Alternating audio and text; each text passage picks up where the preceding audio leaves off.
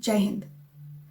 कभी भोपाल के लोगों ने या इस दुनिया के किसी शहरी ने अपने सपने में भी नहीं सोचा होगा कि औद्योगिकीकरण का इतना विकराल, इतना भयानक और विनाशकारी रूप इंसान कभी अपनी आंखों के सामने देखेगा। यही डर और यही दर्द भोपाल ने 2 से 3 दिसंबर 1984 की रात को झेला। वो दर्द जो शब्दों में कहना नामुमकिन है।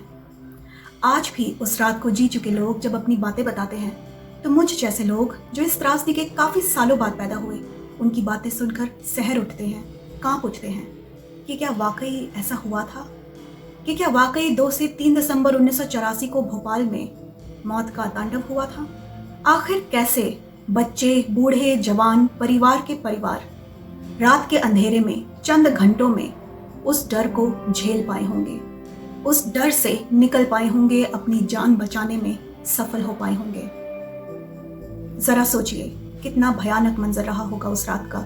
अभी कुछ ही दिन पहले मैं अपने बहुत ही करीबी मित्र से मिली जिन्होंने भोपाल गैस ट्रेजेडी को बहुत ही करीब से देखा था। उस समय अपनी किशोरावस्था में थे, टीनेजर थे। बातों बातों में मैंने उनसे पूछा कि क्या आप मुझे बता सकते हैं कि भोपाल गैस ट्रेजेडी जो 2 से 3 दिसंबर 1984 को हुई थी, उस रात को हुआ क्या था? कुछ ही सेकंड्स में उनकी आंखें नम हो गई, चेहरे के भाव बदल गए।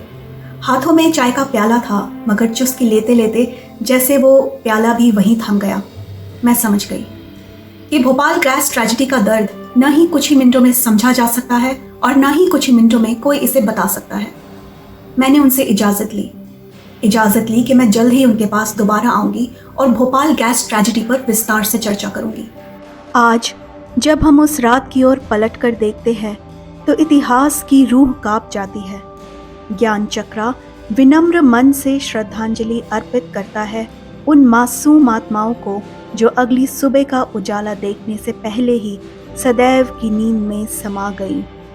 उनको भी जिन्होंने आंखें तो खोली पर जीवन कुछ ही सांसों का मेहमान रह गया, और उन बहादुर जीवित बच्चों को भी जो आज तक उस दर्द की परछाई ढो रहे हैं।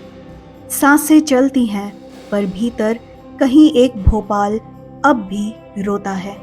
उन आत्माओं को शांति, उन यादों को श्रद्धा, और इस त्रासदी को हम हमेशा याद रखेंगे। ओम शांति।